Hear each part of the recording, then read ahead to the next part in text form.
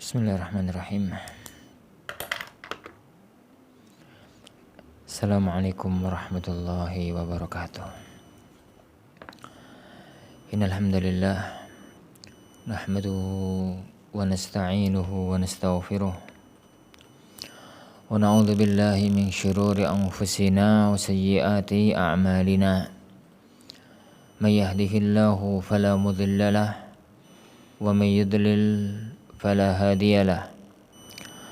Asyhadu an la ilaha illallah wahdahu la syarika lah wa asyhadu anna Muhammadan abduhu wa rasuluh.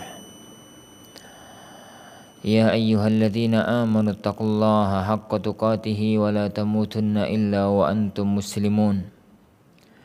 Ya ayyuhan nasu taqu rabbakumul ladzi khalaqakum min nafsin wahidah wa khalaqa minha zawjaha wa batha minhuma rijalan katsiran wa nisaa'a wattaqullaha alladzi tasaaluna bihi wal arham innallaha kana 'alaikum raqiba. Ya ayyuhalladzina amanu taqullaha wa qulu qawlan sadida yuslih lakum a'malakum wa yaghfir lakum dhunubakum wa may yuti'illaha wa rasulahu faqad faza fawzan 'azima. Amma ba'd. Ikhwani wa akhwati, jamaah kaum muslimin, jamaah kaum muslimah, para pemirsa sekalian dimanapun antum berada, yang semoga senantiasa mendapatkan curahan rahmat dan taufik dari Allah Subhanahu wa taala. Alhamdulillah, kita lanjutkan kajian kita mempelajari hadis-hadis Rasulullah sallallahu alaihi wasallam dari kitab Bulughul Maram, bab tentang masalah puasa. Kita masuk pada hadis yang ke-20 dari urut-urutan Kitabus Siyam dan hadis 669 dari urutan Bulughul Maram. Beliau Al-Imamul Hafidh Ibnu Hajar Al-Asqalani rahimahullahu taala mengatakan an Abi Hurairah, dari Abu Hurairah. Qala, beliau berkata, qala Rasulullah sallallahu alaihi wa ala alihi wasallam bersabda, man nasiya wa huwa sha'im, barang siapa yang lupa padahal saat itu dia puasa. Barang siapa yang dia itu lupa saat puasa. Fa'akala aw syariba, lalu dia makan atau minum. Falyutimma saumahu, maka hendaknya dia sempurnakan puasanya. Wa fa innama at'amahu Allahu wa saqah, karena makanan dan minuman itu adalah sesuatu yang Allah rezekikan kepada dia. Allah yang memberikan dia makan, Allah yang memberikan dia minum. Muttafaqun alaih, hadis ini disepakati oleh Imam Bukhari dan Muslim. Walil Hakim, dan dalam riwayat Imam Hakim, hadis ini dengan lafaz man aftara fi ramadhana, barang siapa yang berbuka di bulan Ramadan, siang hari bulan Ramadan, nasiyan, karena lupa, yani karena lupa, fala qada'a alaih, maka tidak ada kewajiban qada bagi dia, wala kafarah, dan tidak ada pula kewajiban kafarah. Wa huwa sahihun, dan lafaz ini, hadis dengan lafaz ini pun sahih. Para ikhwatiddin azanillahu wa iyyakum, hadis ini berbicara mengenai masalah orang yang sedang berpuasa, lalu dia itu lupa, lalu makan, lalu minum, lupa kalau dirinya sedang berpuasa. Maka kata Rasulullah sallallahu alaihi wasallam, puasanya benar, puasanya sah. Yani sempurnakan puasanya. Karena itu adalah rezeki yang Allah berikan kepada dia. Yani Allah yang memberikan dia makan, Allah yang memberikan dia minum, dan puasanya sah. Dan dalam riwayat Imam Hakim, lafadznya bukan sekedar makan, bukan sekedar minum, tapi man aftara fi Ramadan. Barang siapa yang berbuka. Karena kita tahu bahwa makan dan minum itu adalah salah satu dari pembatal-pembatal puasa. Masih ada pembatal-pembatal puasa yang lain, yang paling pokok jima. Tapi di sana ada pembatal-pembatal yang lain dalam kajian-kajian fikih, terutama antara madzhab para ulama. Hadis ini dalam riwayat Hakim menggunakan bahasa umum. Siapapun yang berbuka dengan cara apapun di bulan Ramadan karena lupa, maka tidak ada qadha bagi dia, tidak ada kafarah bagi dia, karena puasanya sah dan tidak batal. Hadis ini menunjukkan kepada kita beberapa faedah yang berkaitan dengan fikih puasa. Pertama, pembatal puasa itu kalau dilakukan di siang hari bulan Ramadan itu bisa membatalkan puasa kalau orang itu sadar, sengaja melakukan hal-hal yang membatalkan puasanya. Itu faedah yang pertama.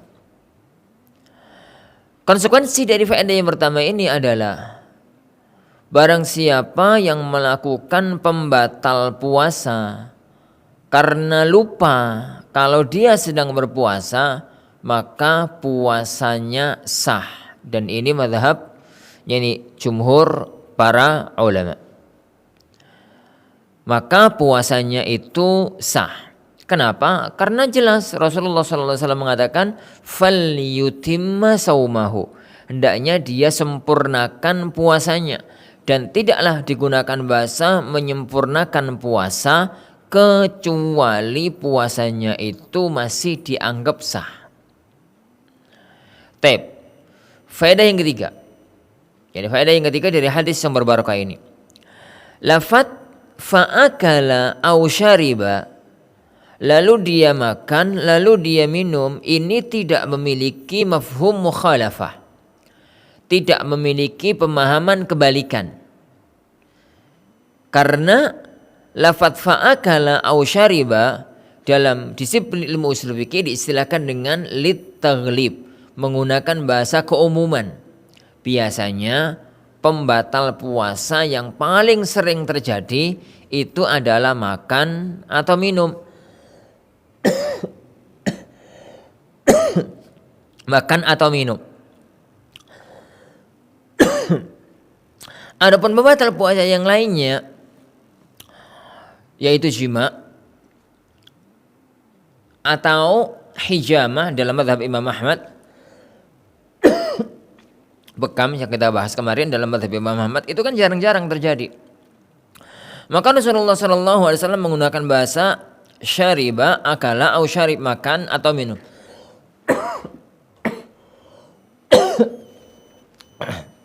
Menggunakan bahasa makan atau minum.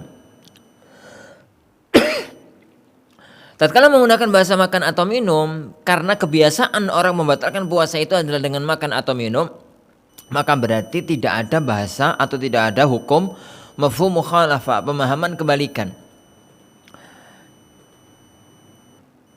Karenanya barang siapa yang melakukan pembatal puasa yang lain karena lupa, memiliki hukum yang sama dengan makan atau minum. Dan itu yang ditunjukkan oleh hadis Hakim, oleh hadis dalam riwayat Imam Hakim, di mana hadis dalam riwayat beliau lafadznya adalah man aftara fi Ramadan. Barang siapa yang berbuka dengan cara apapun di bulan Ramadan karena nasian, yakni karena lupa. Para hadirin azanillahu wa iyyakum.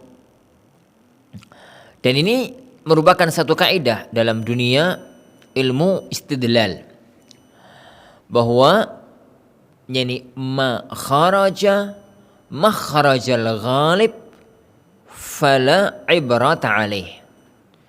Apapun yang diungkapkan karena ghalib, kebiasaannya begitu, seringnya begitu, maka tidak memiliki hukum pemahaman atau tidak memiliki ibrah dalam hukum. Dalam bahasa khususnya tidak memiliki mafhum mukhalafah.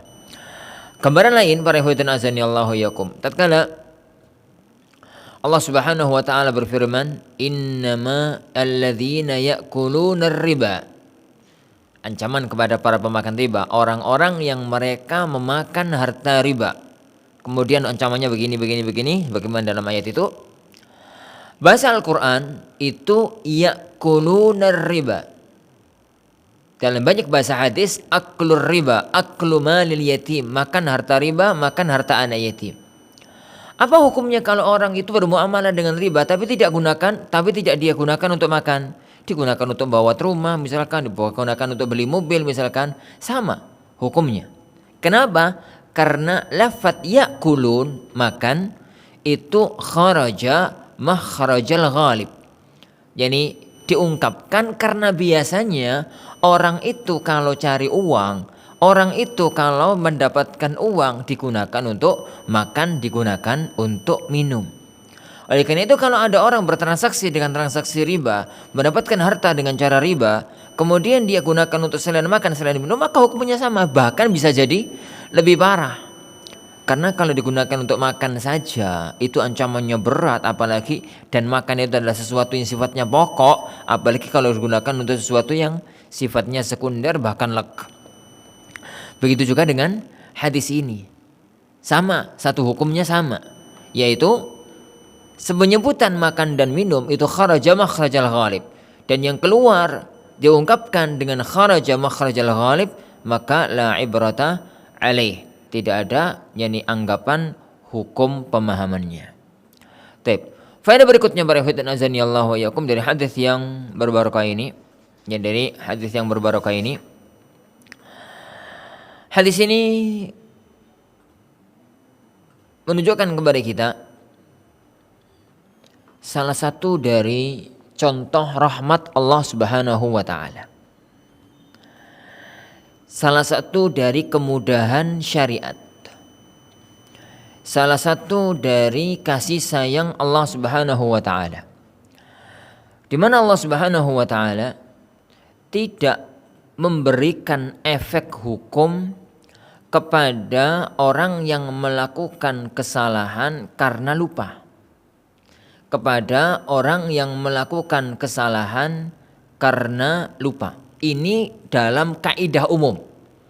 Adapun perinciannya perlu tafsil dan perlu penjabaran dalam kajian kaidah-kaidah fikih. Jadi hukum asal, orang yang melakukan perbuatan karena lupa, maka itu tidak ada dosa.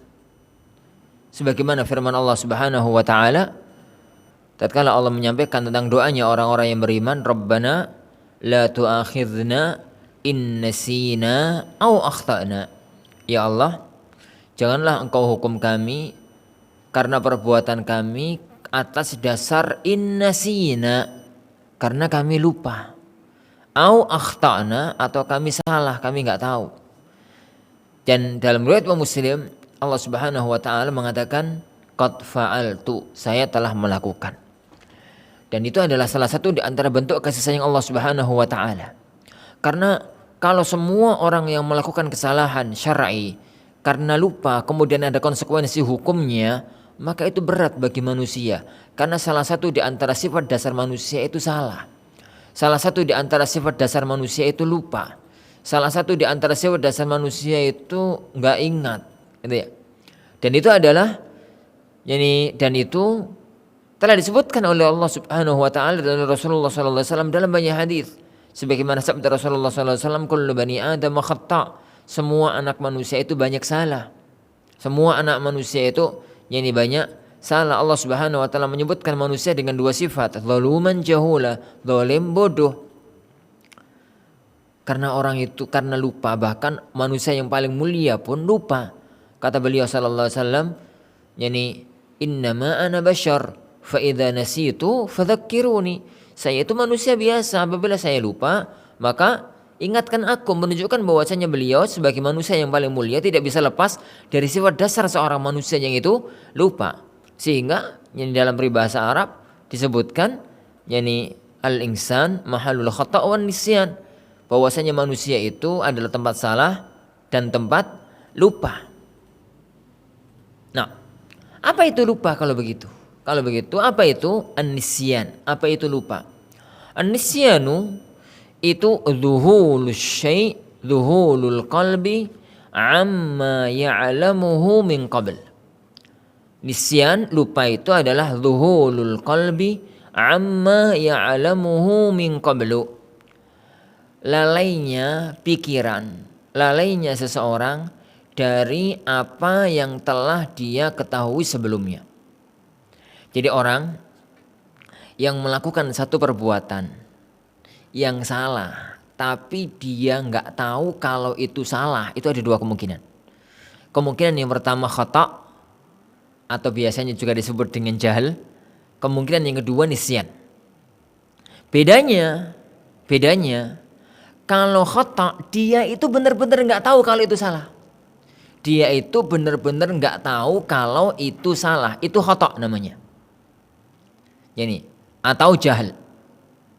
Kalau ada orang yang barusan masuk Islam, kemudian dia minum khamar, dia nggak pernah tahu kalau khamar itu haram dalam Islam, karena dia barusan masuk Islam. Lalu dia minum, itu namanya khata', salah, nggak tahu, jahal. Atau gambaran yang lain, kalau dia itu ngerti kalau khamar itu haram, tapi dia masuk ke rumah, dia di meja itu atau di dalam kulkas ada gelas.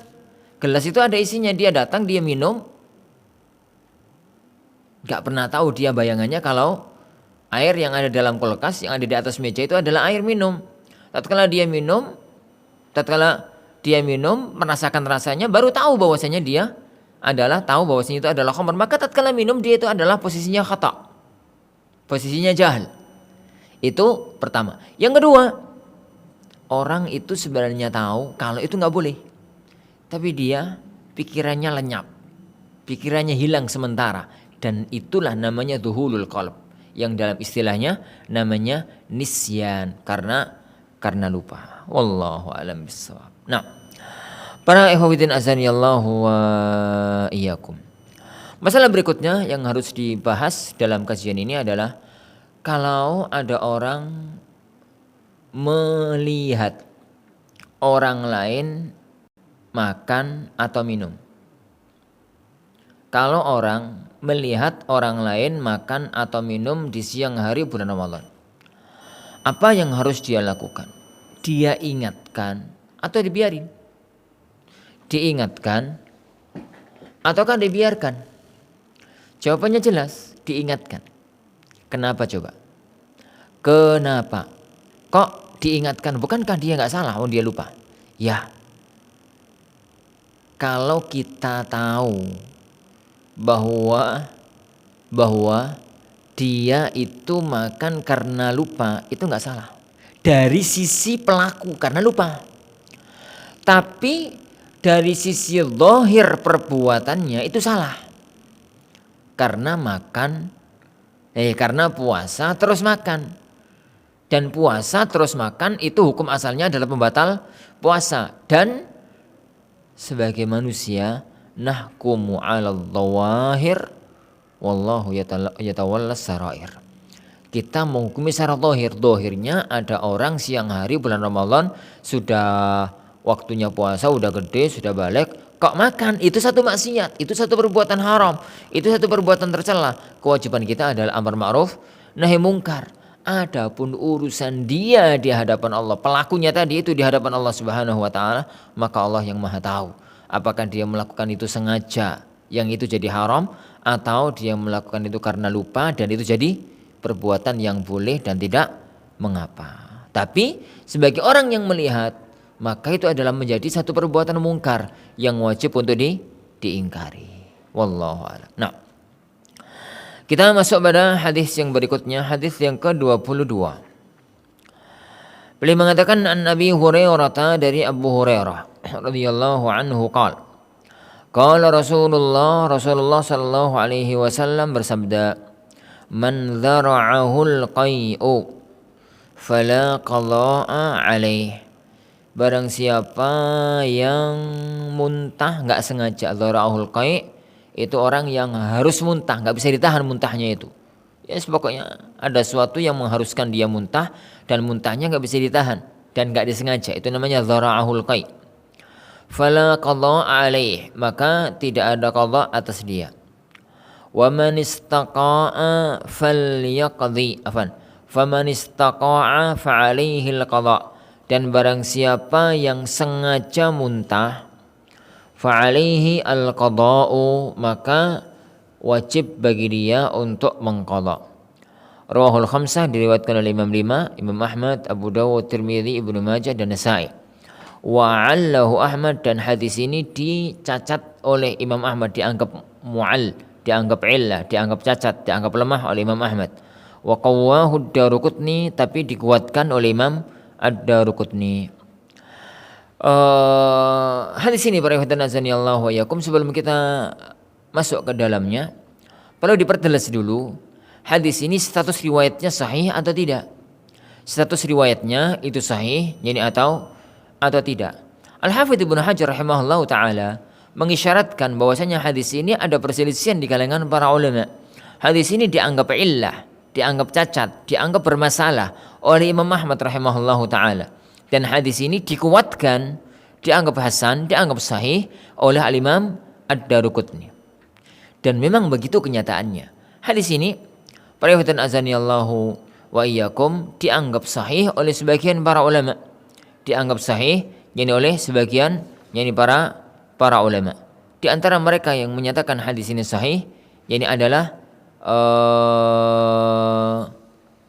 Imam Daruqutni, dan di antara mereka yang mengatakan hadis ini sahih pula di zaman sekarang adalah Syekhul Albani dan para ulama-ulama yang lainnya. Di antara mereka yang menyatakan bahwasanya hadis ini dhaif adalah Imam Ahmad rahimahullah taala, dan itu pula zahir dari ucapannya Imam Ad-Darimi, dan itu zahir dari ucapannya atau dari pendapatnya Imam Bukhari rahimahullah taala dan para ulama-ulama yang lainnya. Nah, berangkat dari ini maka semua masalah para ikhwah, masalah fikih, kalau sudah masalah hadisnya itu diperselisihkan oleh para ulama, biasanya fikihnya pun diperselisihkan oleh para ulama. Karena asy-syarhu far'ut tashih, kata mereka, bahwa penjabaran, penjelasan itu hanyalah cabang dari sahih dan tidaknya sebuah riwayat. Kalau ternyata riwayatnya dhaif, riwayatnya dhaif, berarti nggak dipakai.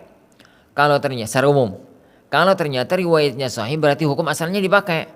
Tapi kalau kemudian para ulama kita berselisih, dari situ kemudian terjadi khilaf dunia fikihnya di kalangan ahlul ilmi.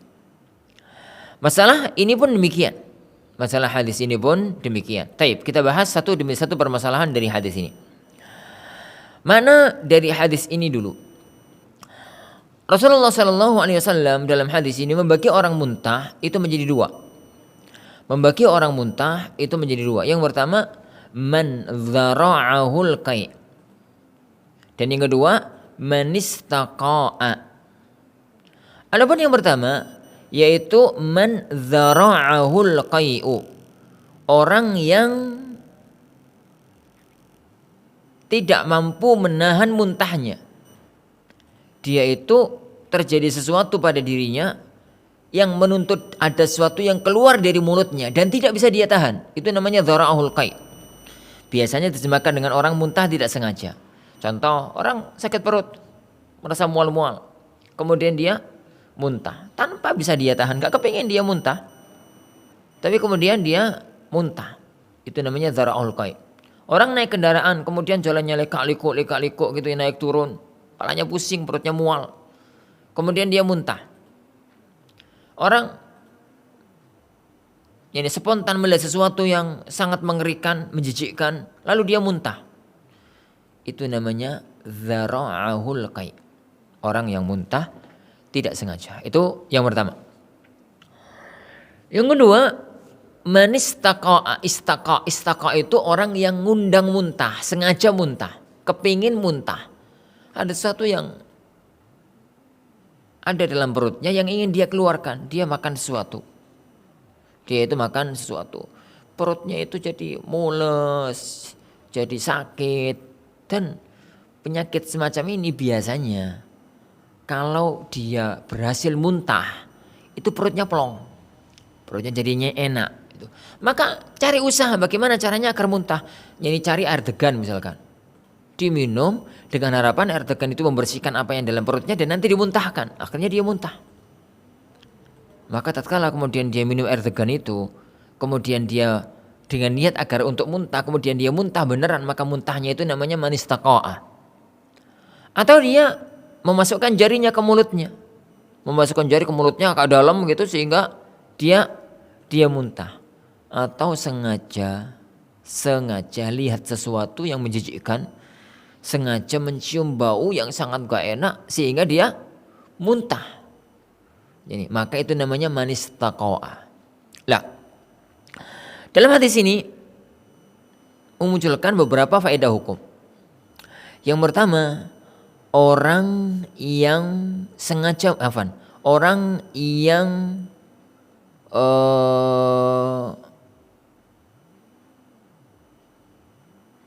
dzara'ahul qai. Orang yang dia itu tanpa sengaja muntah. Jadi orang itu yang tanpa sengaja muntah, dan itu masalah yang pertama. Maka puasanya sah dan tidak ada kewajiban qadha bagi dia karena puasanya sah. Dan ini ijma' para ulama. Sebagaimana yang disebutkan oleh Imam Al-Khattabi rahimahullahu taala, beliau mengatakan la a'lamu baina ahli ilmi fi ikhtilafa. Saya tidak mengetahui ada perselisihan di kalangan para ulama tentang orang yang muntah tidak sengaja, maka itu puasanya sah dan tidak batal. Yani Ibnu Qudamah rahimahullah taala mengatakan hadza qaulu 'ammati ahli ilmi. Ini pendapat dari semua para ulama. Jadi untuk orang yang muntah tidak sengaja, maka itu tidak ada khilaf di kalangan para ulama bahwasanya muntahnya itu tidak membatalkan puasanya. Taib yang kedua, orang yang sengaja muntah. Manistaqa'a, orang yang sengaja muntah. Ini yang ada khilaf di kalangan para ahlul ilm. Ini yang ada perselisihan di kalangan para ulama. Mazhab jumhur ahlul ilmi mengatakan bahwasanya orang yang sengaja muntah itu puasanya batal.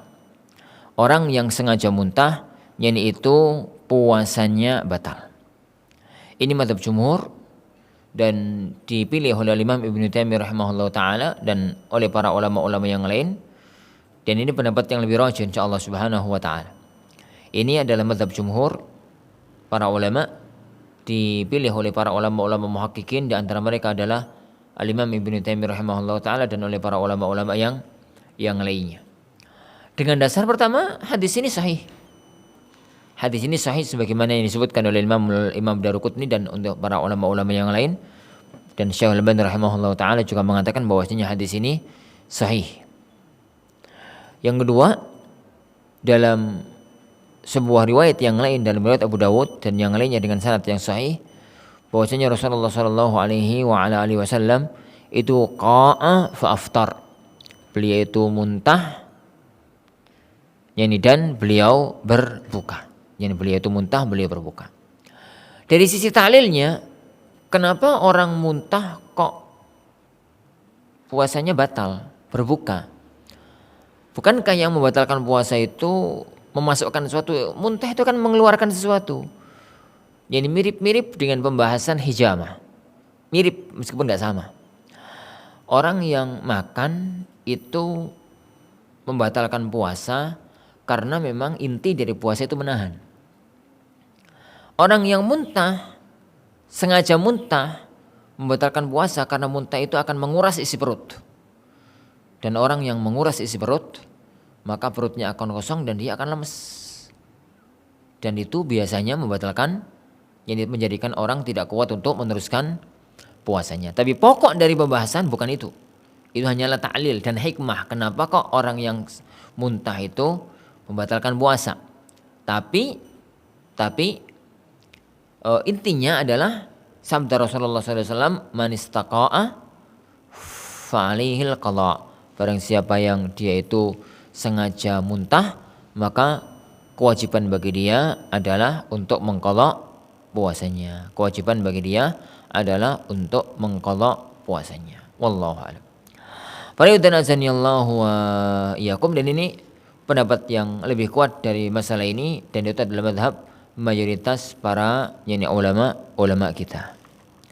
Hadis berikutnya, hadis yang ke-23, 24, 25 dari satu masalah, yaitu masalah safar. An Jabir bin Abdullah, dari Jabir bin Abdullah radhiyallahu anhuma, anna Rasulullah, bahwasanya Rasulullah sallallahu alaihi wa ala alihi wasallam, kharaja 'amal fath. Beliau keluar pada waktu Fathu Makkah. Ila Makkah, ke Makkah fi Ramadan, pada bulan Ramadan. Fasama hatta balagha qura'al ghamim. Beliau puasa sampai area daerah Qura'al Ghamim. Qura'al Ghamim itu daerah bebukitan antara Makkah Madinah, tapi sudah dekat ke kota Makkah. Fasaman nasu, maka orang-orang pun berpuasa. Thumma da'a biqadahin min ma'in farafa'ahu. Kemudian beliau sallallahu alaihi wasallam minta satu gelas air, lalu air itu diangkat, gelas air itu diangkat. Hatta nadhara an-nasu ilaih, sampai orang-orang itu melihat bahwasanya Rasulullah megang gelas berisi air. Thumma syariba, kemudian beliau minum. Faqila lahu ba'da dzalik, maka ditanyakan kepada beliau setelah itu, disampaikan kepada beliau setelah itu, setelah beliau minum itu membatalkan puasanya, disampaikan kepada beliau setelah itu, inna ba'dhan nasi qad sham, sebagian orang masih tetap puasa ya Rasulullah, sebagian orang masih tetap berpuasa. Faqala, maka beliau sallallahu alaihi wasallam mengatakan, ulaikal usah, mereka orang-orang yang maksiat, mereka orang-orang yang maksiat. Wa bi lafdhin, dan dalam sebuah lafaz, faqila lahu, dikatakan kepadanya, innan nasa qad syaqqa 'alaihimus siyamu, sesungguhnya orang-orang telah berat bagi mereka untuk berpuasa. Wa innama yanzuruna fi ma fa'alta, mereka itu melihat, menunggu apa yang akan jenengan lakukan. Fada'a biqadahin min ma, maka beliau meminta untuk dibawakan segelas air. Ba'dal asri, setelah asar. Fasyariba, lalu beliau minum. Rawahu Muslim, diriwayatkan Imam Muslim. Hadis berikutnya, wa an Hamzah ibn Amr al-Aslami, dari Hamzah bin Amr al-Aslami radhiyallahu an, annahu qala, bahwasanya beliau sallallahu alaihi wasallam bersabda, bahwasanya beliau berkata, ya Rasulullah, ajidu fi quwwatan 'ala siyami fis safar. Ya Rasulullah, saya itu kuat untuk tetap puasa meskipun safar. Fahal 'alayya junahun, apakah saya berdosa? Apakah saya berdosa kalau tetap berpuasa padahal saya musafir tapi saya kuat?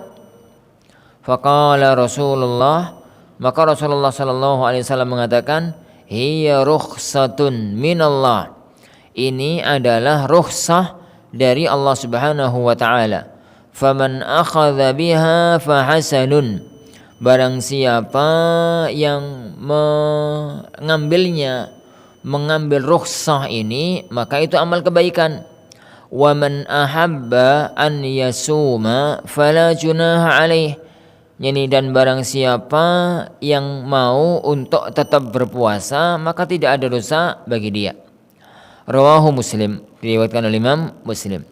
Wa asluhu fil muttafaqi min hadits Aisyah, dan asal dari hadis ini adalah hadis dalam Bukhari Muslim yang diriwayatkan dari hadis Aisyah, anna Hamzah ibn Amr sa'al, bahwasanya Hamzah ibn Amr itu bertanya kepada Rasulullah sallallahu alaihi wa ala alihi wasallam. Baik.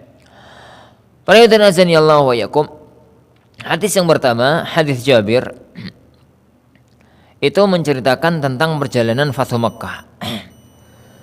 Dan kita tahu Fathu Makkah itu terjadi pada bulan Ramadan. Dalam sejarah ada 3 peristiwa besar dalam sirah Rasulullah SAW. Ada 3 peristiwa besar yang merupakan tonggak sebesar sejarah Islam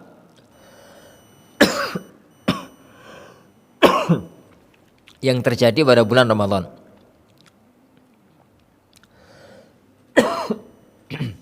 Yang pertama, turunnya wahyu. Turunnya wahyu itu pasti terjadi pada bulan Ramadan. Karena firman Allah Subhanahu wa taala, "Syahrul Ramadan alladzi unzila fihi al-Qur'an." Dan pasti terjadi pada malam hari, malam Lailatul Qadar. Inna anzalnahu fi Lailatul Qadar. Para ulama hanya berselisih tanggal berapa, dan itu bukan waktunya kita luaskan kajian itu. Itu yang pertama. Yang kedua, perang Badar. Yani turunnya wahyu menjadi tonggak pertama ya karena Rasulullah SAW pertama kali beliau mendapatkan amanat untuk menjadi seorang nabi adalah dengan turunnya wahyu kepadanya di Gua Hira malam Lailatul Qadar di bulan Ramadan. Yang kedua, perang Badar, bulan Ramadan tahun kedua Hijriyah. Ini tonggak sejarah besar sampai Allah Subhanahu wa taala menyebutnya dengan Yaumul Furqan, Yaumul Taqal Jam'an. Karena ini adalah peristiwa perang pertama, perang besar yang dimana Islam, Allah Subhanahu wa taala menghancurkan kekuatan orang-orang kafir di tangan kaum muslimin. Dan itu yang menjadi pembeda antara orang-orang munafik dan tidak. Pembeda antara sejarah pasca Badar dan sejarah sebelum Badar. Yang ketiga, Fathu Makkah terjadi pada bulan Ramadan pada tahun 8 Hijriah. Terjadi pada bulan Ramadan pada tahun 8 Hijriah. Tip. Hadis ini adalah salah satu dari penggalan sejarah di peristiwa Fathu Makkah. Bahwa pada waktu Fathu Makkah pada bulan Ramadan tahun 8 Hijriah itu beliau berangkat dari kota Madinah sampai ke Makkah.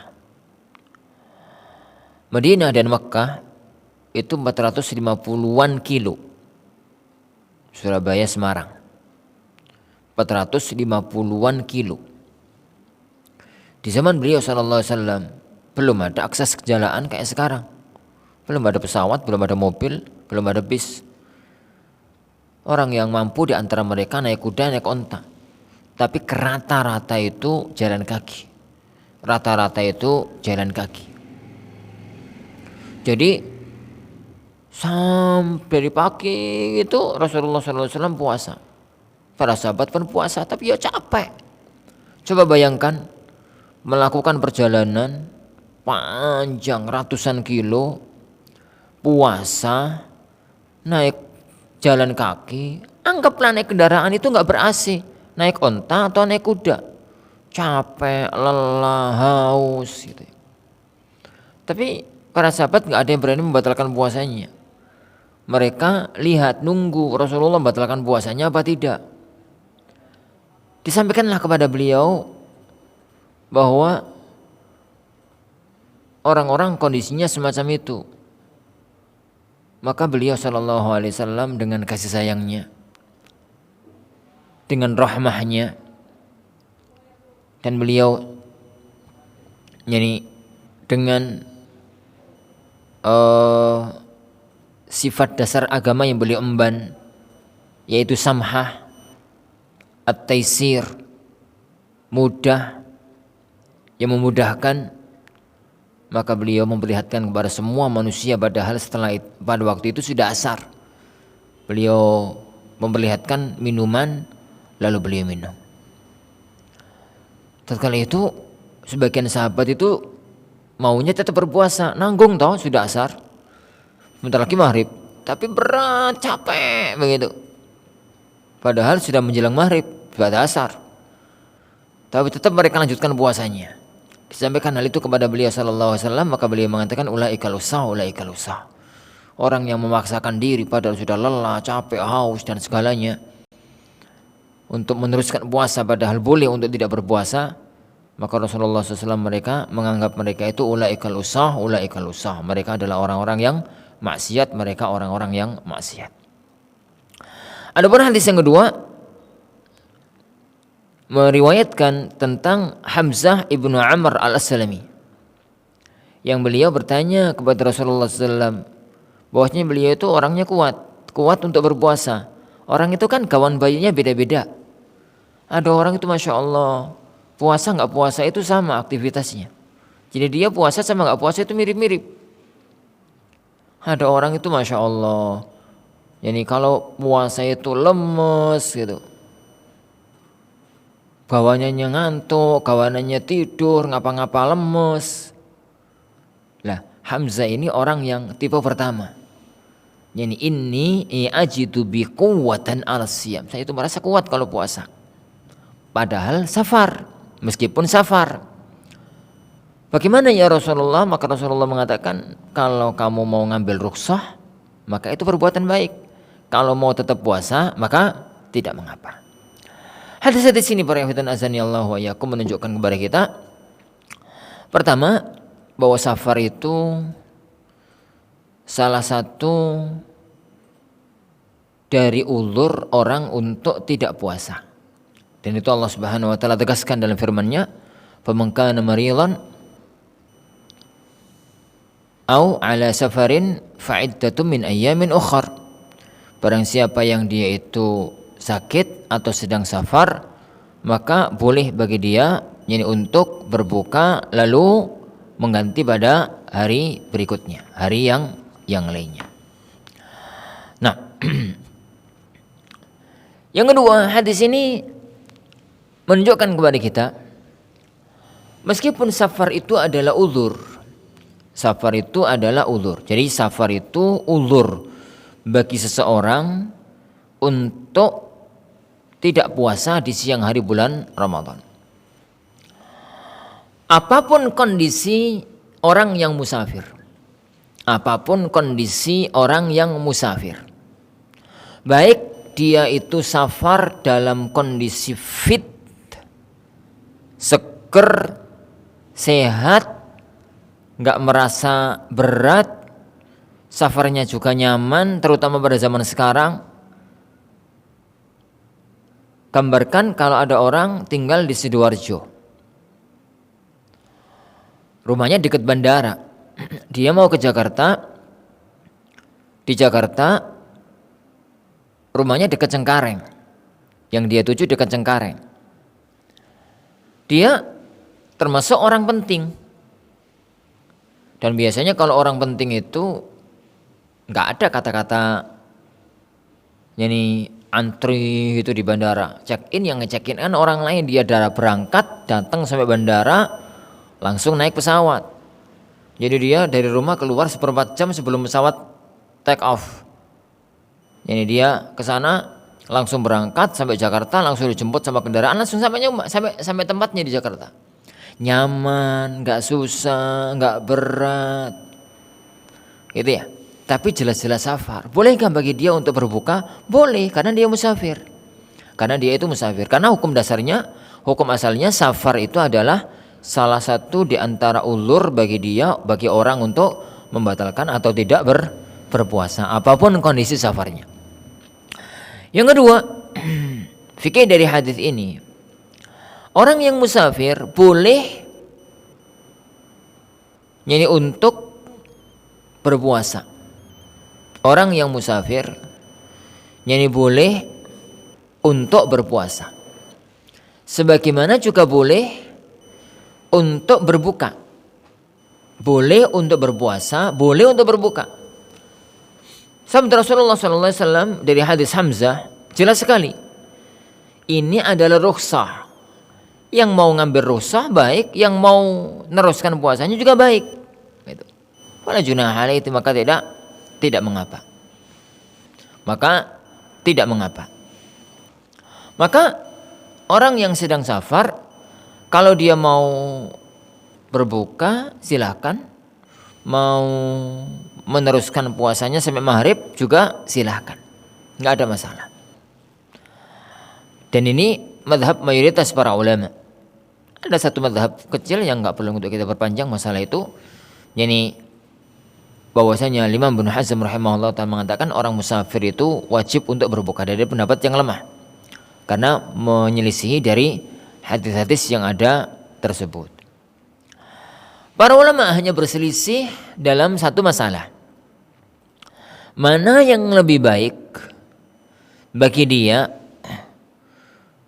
bagi orang yang musafir, melanjutkan puasa atau tidak?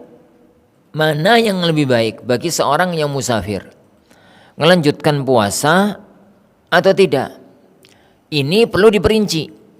Ini perlu untuk diperinci. Orang yang sedang safar kaitannya dengan puasa, orang yang sedang puasa kaitannya dengan safar, itu ada 3 kemungkinan. Itu jadi ada 3 kemungkinan. Kemungkinan yang pertama, kalau dia itu tetap puasa membahayakan dirinya. Kalau dia itu tetap puasa, maka puasa itu membahayakan dirinya. Jadi orang puasa sebenarnya normal, tapi dia musafir, tetap nekat untuk puasa. Padahal kalau dia dalam kondisi safar, tetap puasa akan membahayakan dirinya, membahayakan kesehatannya, membahayakan fisiknya, membahayakan apanya gitu ya, kesehatannya dan lain-lain, nyawanya bahkan. Kalau memang sampai level ini, maka haram bagi dia untuk melanjutkan puasa. Wajib untuk membatalkan puasanya. Kenapa? Karena kaidah umum wala tulqu bi anfusikum ila tahluka.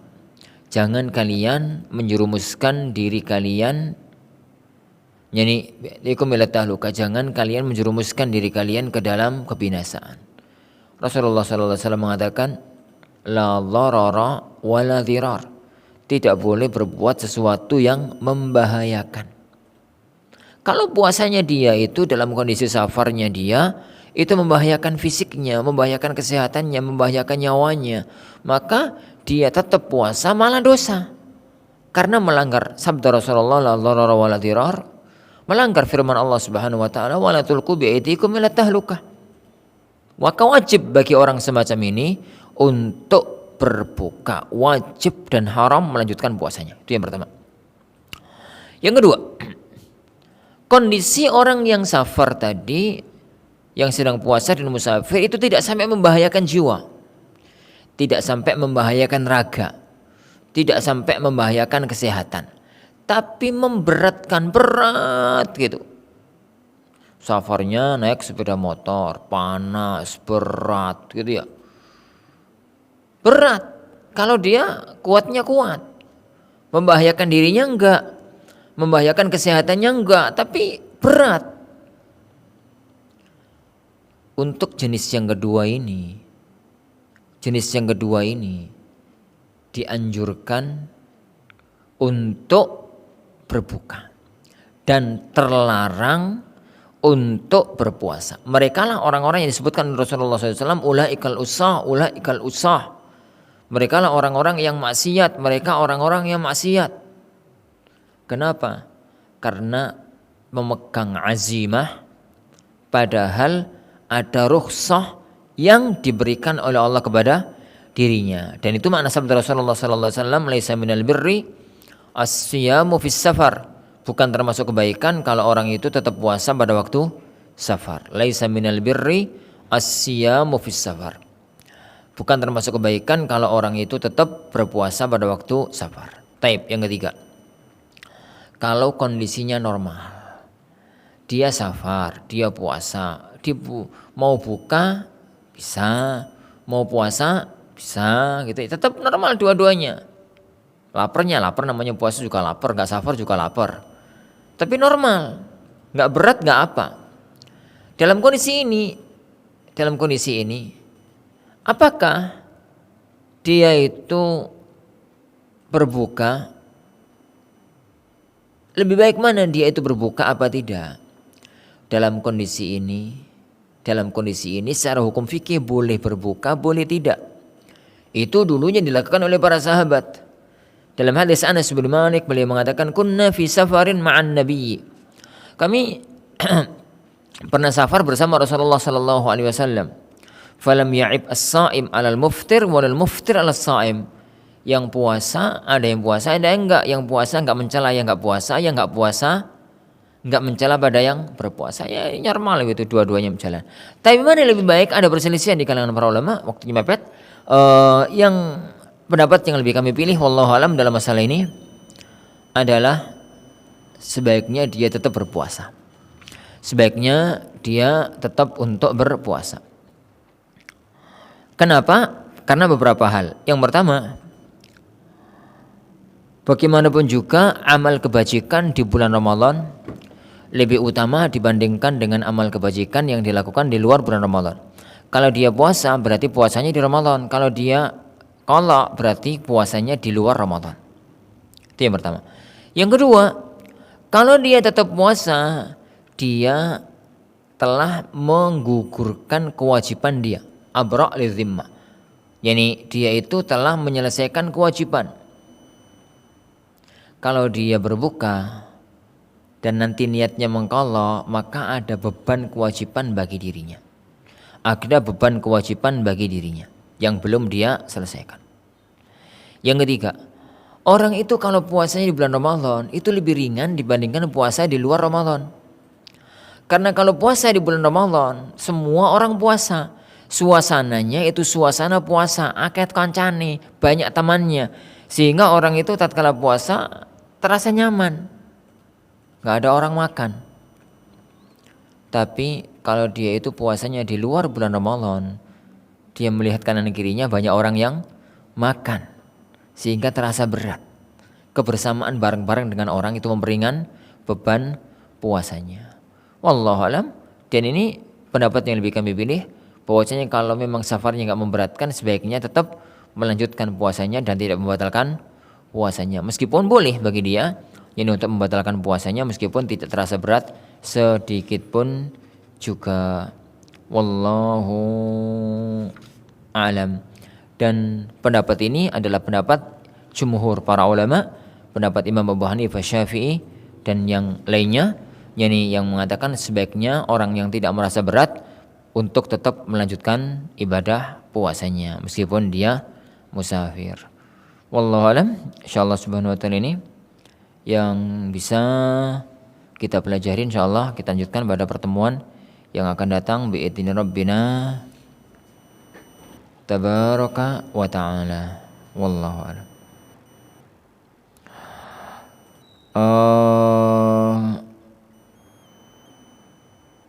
Afwan Ustaz, mau tanya, ketika kita sahur kita mendengar salah satu masjid yang menggunakan patokan waktu imsak untuk udah azan subuh, padahal belum waktunya azan subuh. Di jadwal subuh 4.11, di jadwal subuh itu jam 4:11, tapi azannya jam 4:06. Tapi ada masjid lain yang azannya akhiran, yaitu tepat pada azan pada jam 4.11 sesuai jadwal. Kita berhenti sahur ikut jadwal subuh, atau ketika dengar azan masjid umum, atau mengikuti azan masjid sunnah. Pertama, gambaran ini benar nggak di lapangan semacam ini? Karena di sini kami di Sedayu, Sarang Gresik secara umum belum pernah ada kasus semacam ini. Karena untuk menggambarkan, pernahnya ini menggambarkan subuh itu jadwalnya jam 4.11. Dan jadwal 4.11 ini berarti yang tanya orang Gresik. Karena hari-hari ini subuh itu jam 4.11. Tapi kemudian yang masjid sunnah dalam bahasa penanya, adzannya tepat jam 4.11. Tapi masjid lain adzannya jam 4:06. Benar nggak begitu gambarannya? Karena yang ma'ruf di tengah masyarakat, azan subuh tetap sesuai jadwal. Tapi banyak di antara masyarakat itu yang menganggap sudah harus berhenti 10 menit sebelum azan subuh. Itu yang diistilahkan dengan imsak. Itu yang mereka istilahkan dengan imsak. Tapi belum subuh dan belum azan. Wallahu alam, ana belum pernah melihat ada kasus semacam ini terjadi di lapangan. Ala kullin. Kalau melihat fenomena yang banyak terjadi di tengah masyarakat bahwa mewajibkan berhenti sahur 11 menit 10 menit sebelum azan subuh, itu salah. Karena namanya puasa itu bukan 10 menit sebelum terbit fajar, sebelum azan subuh, tapi pas terbit fajar azan subuh. Kulu washrabu hatta yatabayyana lakumul khaytul abyadu minal khaytil aswadi minal fajr. Jadi lanjutkan makan, lanjutkan minum, sempurnakan puasa, lanjutkan makan, lanjutkan minum, sahur sampai terbit fajar. Dan sahur itu semakin ke belakang semakin bagus, sebagaimana kajian-kajian kita yang kemarin. Nah, jadi azan akhir dari sahur itu adalah waktu subuh.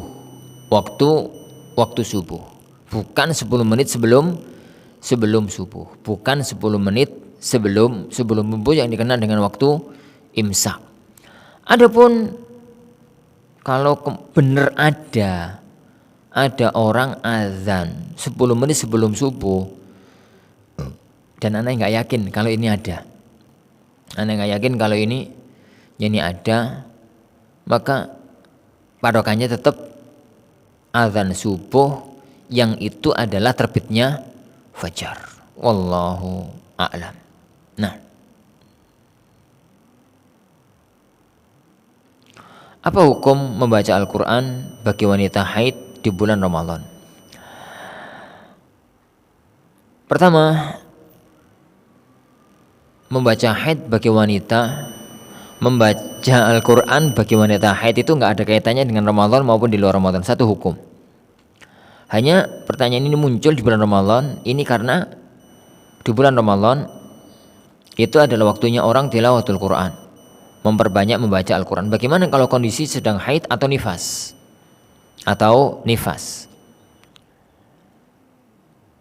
Ini kembali kepada fikih haid dan nifas.